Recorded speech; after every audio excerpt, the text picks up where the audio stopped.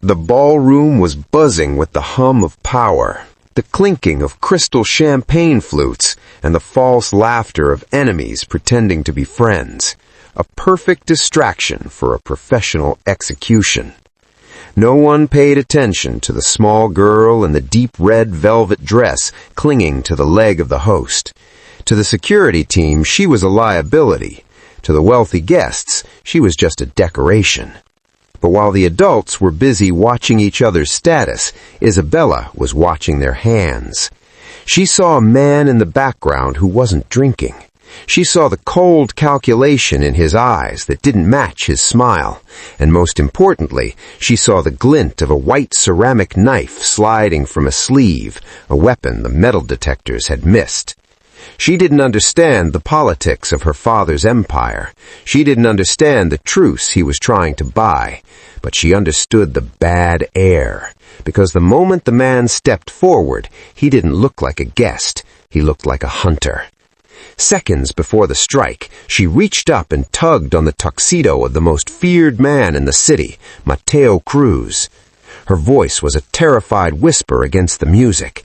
"That man is not a guest." The room seemed to freeze. Mateo's eyes went wide. The subtle lines of pressure on his forehead deepened as his hand moved instinctively, not to his drink, but to shield her. What happened in the next 5 seconds would shatter the peace of the gala and prove a terrifying truth to the Chicago underworld. The most dangerous person in the room wasn't the assassin with the knife or the don with the army. It was the 6-year-old girl who saw what the professionals missed. Stay with me, because how Mateo Cruz reacts to this whisper won't just save his life, it will birth a legacy terrifying enough to rule them all.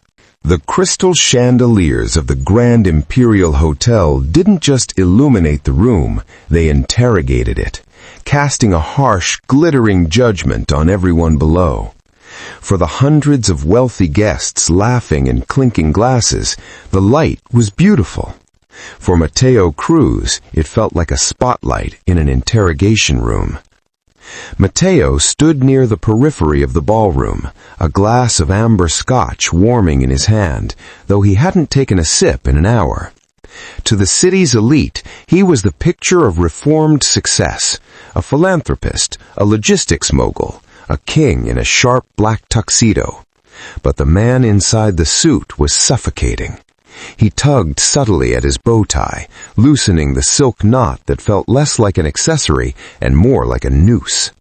His face, usually a mask of stone-carved command, betrayed a rare vulnerability tonight. He was pale, the skin drawn tight over his cheekbones, his expression strained. Subtle lines etched into his forehead and the corners of his eyes hinted at a life shaped not by boardrooms, but by pressure, violence, and the exhausting weight of constant vigilance. He stood with a rigid posture, shoulders squared and back straight, but his eyes were wide, darting restlessly across the sea of faces. He didn't look like a host enjoying his triumph. He looked like a man who had just heard a twig snap in a dark forest.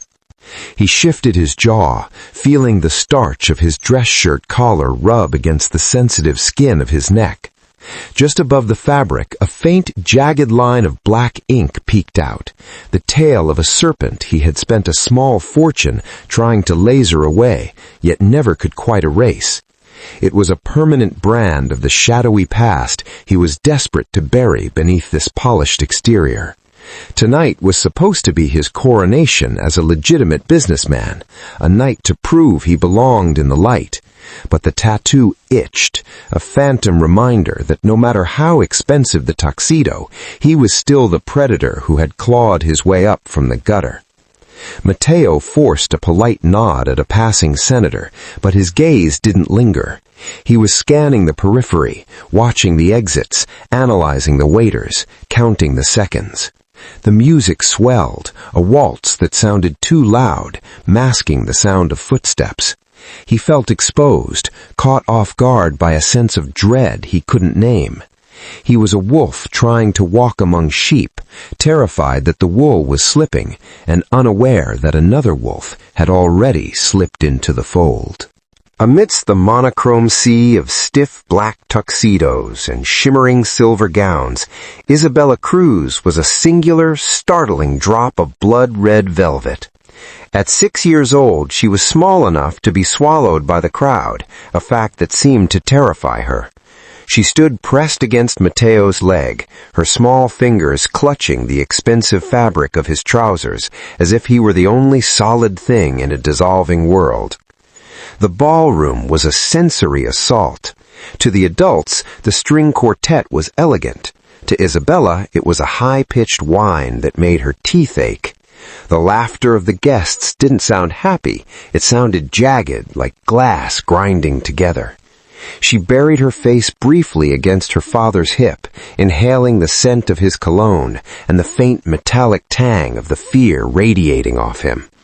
She didn't have the words to describe the tension in his muscles, but she felt it. Mateo was a wire pulled too tight, and because he was afraid, she was alert. While the adults postured and preened, focused on eye contact and status, Isabella navigated the party from the waist down. She lived in a forest of legs and restless hands. She watched the way a woman's knuckles turned white gripping a clutch purse, and how a man's polished shoe tapped a nervous rhythm against the marble floor. She saw the things that fell through the cracks of polite conversation. She peeked out from behind the safety of Mateo's silhouette, her dark eyes wide and unblinking. She wasn't looking for friends, she was looking for patterns. The noise was overwhelming, a chaotic roar that made her want to cover her ears, but her gaze remained razor-sharp. She watched a waiter nearly drop a tray, catching it at the last second. She watched a fat man spill wine and kick ice under a rug. In a room full of people pretending to be something they weren't, Isabella was the only honest observer, silent and invisible, recording the secrets hidden in the shadows of the celebration. The grandeur of the chandeliers didn't impress her. She was too busy watching the darkness between the lights. The security cordon around the Grand Imperial was a masterpiece of paranoia, a fortress disguised as a gala. Mateo Cruz had spent a fortune ensuring that not even a whisper of steel could cross the threshold. At the gilded entrance, stone-faced men with earpieces patted down senators and socialites alike, their eyes hard and searching. Sleek, high-sensitivity metal detectors stood like silent sentinels, calibrated to shriek at the slightest hint of a hidden gun, a switchblade, or even a heavy set of keys. It was a system designed to catch the jagged edges of Mateo's old life, a net woven so tight that nothing dangerous should have been able to slip through. But the system was flawed because it was designed to catch soldiers, not ghosts. The man currently drifting through the periphery of the ballroom had walked right past the guards with a smile that was bored, arrogant, and perfectly practiced. He hadn't flinched when the magnetic field hummed around him. He hadn't sweated when the head of security glanced at his invitation. He wore his tuxedo like a second skin, carrying himself with the lazy entitlement of old money, the kind of confidence that makes security guards step aside and hold the door rather than ask questions. They checked him for guns, they checked him for wires, but they couldn't check for the invisible. Taped to the inside of his left forearm, beneath the fine Egyptian cotton of his dress shirt, lay a 6-inch ceramic spike. It was white, non-metallic, and completely silent to the scanners. It was a ghost weapon for a ghost guest, harder than steel and sharper than a surgeon's scalpel. The guards saw a wealthy donor sipping champagne.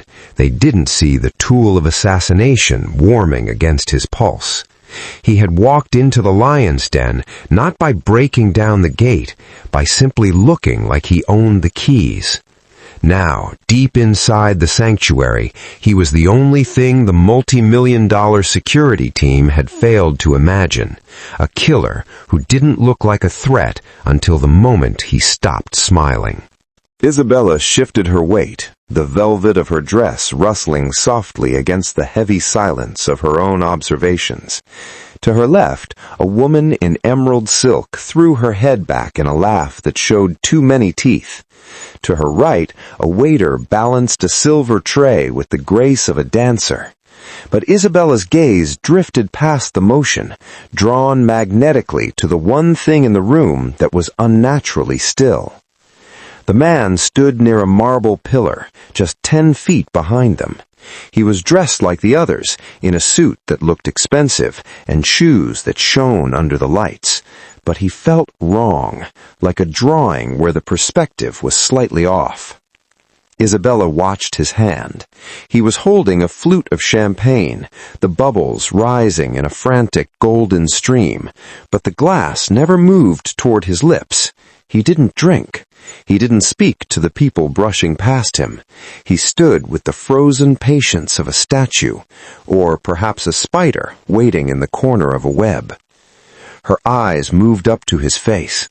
He wasn't looking at the party. He wasn't looking at the woman in emerald silk or the dancing waiter. His gaze was fixed with terrifying intensity on the back of Mateo's neck. He was staring right at the jagged edge of the serpent tattoo peeking above her father's collar. It wasn't the look of a friend recognizing a friend. It was the look of a hungry dog staring at a piece of meat. Then the man moved. It was a motion so small, so fluid, that any adult in the room would have missed it. But Isabella lived in the details. She saw his left hand drop casually to his side, the white linen napkin draped over his palm like a magician's cloth. She saw his right hand cross his body, fingers brushing the cuff of his own sleeve. For a heartbeat, a flash of white appeared, not silver, not metal, but something pale and dull like a bone. It slid silently from the darkness of his sleeve into the folds of the napkin. It was a knife, but it looked like a long, sharp tooth. The man adjusted the napkin, concealing the object completely. He finally took a step forward, his eyes never leaving Mateo's neck. Isabella's breath hitched in her throat. The game of pretend was over. The man wasn't a guest anymore. He was the monster her father checked the closet for every night, and he was already inside the room. The assassin didn't run. He flowed. Like a shark cutting through a school of oblivious fish, he moved between the clusters of guests with terrifying fluidity. He didn't bump into anyone, didn't apologize, just glided into the spaces that opened up for him, closing the distance to Mateo, one silent step at a time. The orchestra seemed to conspire with him. The conductor raised his baton, and the violins surged into a dramatic crescendo, a wall of sound that swallowed the faint noise of leather soles on marble. The music was triumphant, a swelling celebration that masked the footfalls of death. To the rest of the room, the song was reaching its beautiful peak. To Isabella, it sounded like a scream warning them to run. Mateo was oblivious to the physical threat. He had been cornered by Councilman Rossi, a heavy-set man with a flushed face and a booming voice that demanded attention. Rossi was laughing at his own joke, clutching Mateo's shoulder with a familiarity that made Mateo stiffen. "The new zoning laws, Mateo! They're going to change everything for us!" Rossi bellowed, leaning in close to be heard over the rising music. Mateo forced a polite, tight-lipped smile, nodding at the right moments, his attention completely monopolized by the political dance. He was calculating favors and leverage, worried about the words coming out of the councilman's mouth, completely unaware of the silence approaching from behind. He turned his body slightly to better hear Rossi, angling himself away from the pillar. In doing so, he turned his back to the room. He exposed his neck. From her vantage point at Mateo's hip, Isabella watched the disaster unfold in agonizing slow motion. She felt the shift in the air pressure as the man with the napkin stepped closer, 7 steps away. He moved past the woman in emerald silk without her even blinking. 5 steps. He skirted the edge of a waiter's path, invisible to everyone but the child. 3 steps. The music reached a fever pitch, vibrating in Isabella's chest like a second heartbeat. The man raised the napkin slightly, his eyes locked on the vulnerable space between Mateo's hairline and his collar. He was so close now that Isabella could smell him, not sweat or cologne, but something sterile and cold, like rubbing alcohol and old dust. The crowd laughed, the violins screamed, and the shadow finally fell over them. The distance between life and death had shrunk to a single arm's length. Isabella knew that screaming would do no good. A scream was just another note in the chaotic symphony of the ballroom, easily ignored or mistaken for a child's tantrum. She needed to be heard, not just seen. She reached up, her small fingers hooking into the lapel of Mateo's tuxedo. She didn't pull gently. She yanked with a desperate, frantic strength that bunched the pristine silk and physically dragged his weight downward. Mateo stumbled slightly, his conversation with Councilman Rossi severed mid-sentence. A flash of irritation crossed his face, the annoyance of a man interrupted while walking a tightrope. He looked down, his mouth opening to chide her, to tell her to be patient, but the reprimand died in his throat the moment he saw her eyes. They were wide, dark, and hollowed out by a terror so absolute it made his own blood run cold. She wasn't throwing a fit, she was sounding an alarm. Ignoring the confusion of the politician and the murmurs of the surrounding guests, Mateo dropped to one knee. He moved with sudden, jarring speed, lowering his formidable height until he was level with her. The movement was so abrupt, it created a small pocket of space around them, a bubble of intimacy in the crowded hall. Isabella leaned in. She raised her hand, cupping it around his ear to shield her voice from the swelling crescendo of the violins. Her palm was small and warm, trembling against the cold, tense skin of his jaw. To Mateo, that touch was grounding, the only real thing in a room of illusions. He could feel the rapid-fire heat of her breath, smelling faintly of strawberry shampoo and fear. She didn't stutter. She didn't cry. She spoke with a chilling, flat clarity that belonged to a much older soul. "Papa," she whispered, the sound vibrating directly against his skull, louder than the drums, louder than the laughter. "That man is not a guest." The sentence hung in the air between them, heavy and final. It wasn't a question, it was a verdict. Mateo didn't need to ask who. He didn't need to ask why. The code was simple, primal, and terrifyingly clear.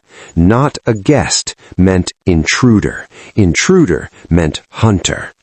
In that fraction of a second, the councilman, the deal, and the facade of the legitimate businessman evaporated. Mateo Cruz didn't look back at his daughter. He didn't waste a millisecond on doubt. His eyes hardened, the pupils dilating as the adrenaline hit his system like a sledgehammer. He was no longer a father listening to a secret. He was a soldier who had just heard the click of a landmine. Logic would have looked over a shoulder. Logic would have asked, which man? But logic was a luxury for men who died young. Mateo Cruz survived on something older and darker. He didn't question the terror in his daughter's voice. He let it hijack his nervous system. Before his conscious mind could process the threat, his body was already moving, fueled by the terrifying certainty that his child was right. He exploded upward from his kneeling position. It was a movement of pure violence, shedding the veneer of the civilized host instantly. He didn't turn to look, he turned to kill. Pivoting on his heel, he used the momentum of his rise to fuel a vicious, blind backhand spin, his left arm sweeping up in a hard, rigid arc to protect the space where his neck had just been. He was a fraction of a second faster than the death coming for him.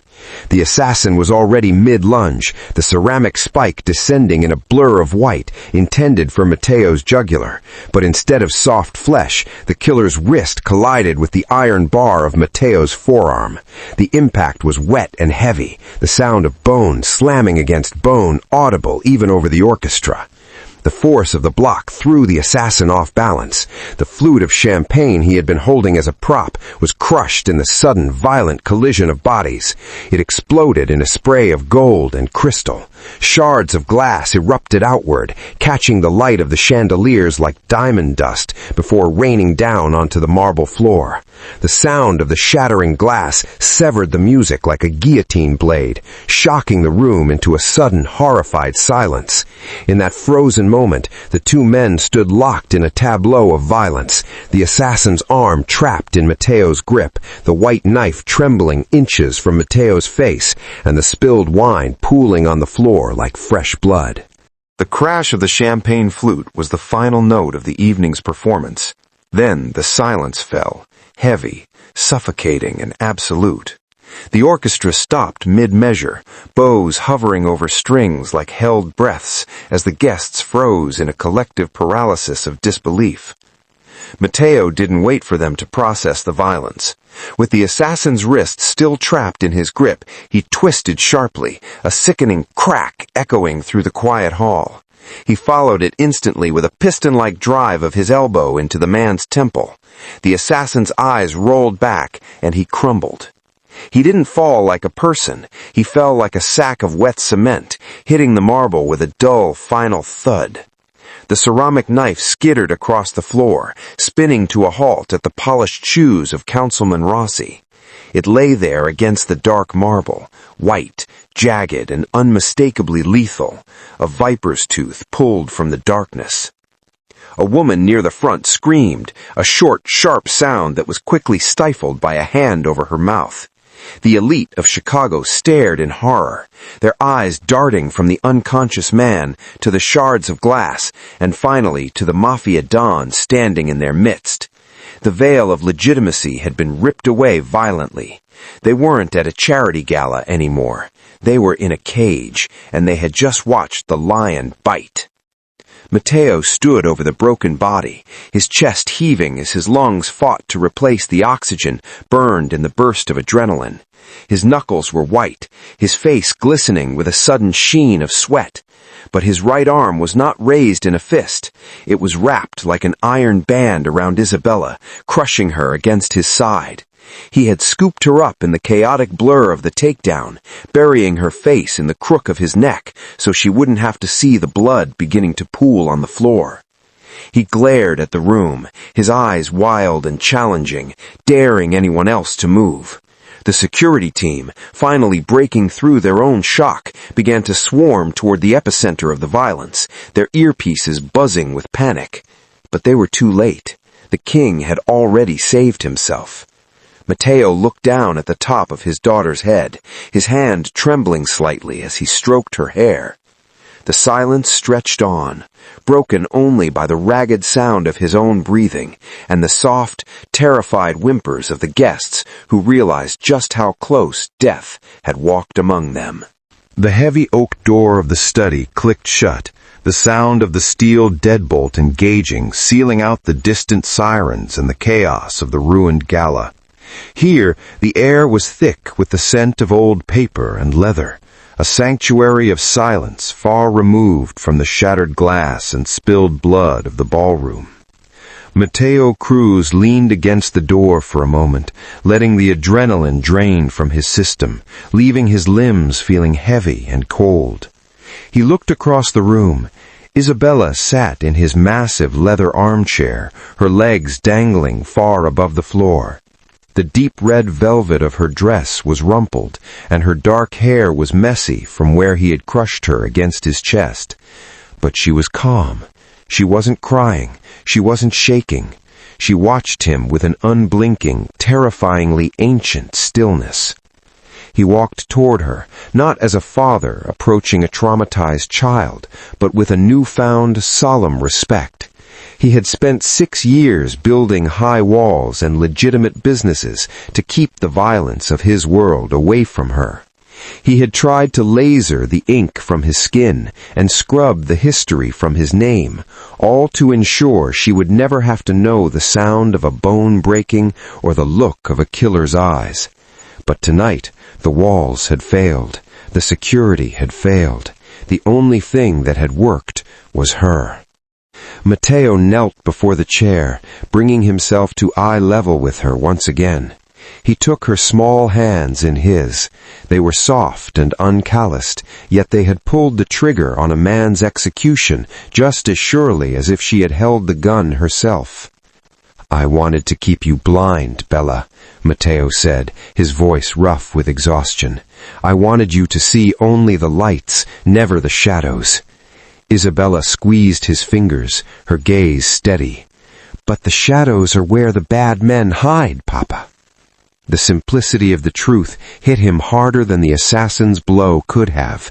She had his instincts. She had the predator's gaze. She was a Cruz. Trying to hide her from this life would only make her defenseless. To save her, he had to stop treating her like a victim and start treating her like an heir. Mateo reached into his pocket and pulled out a heavy silver ring bearing the crested hawk of his ancestors, a relic of the old country, a symbol of the violence that had bought their survival. He usually kept it locked in the safe, ashamed of its history.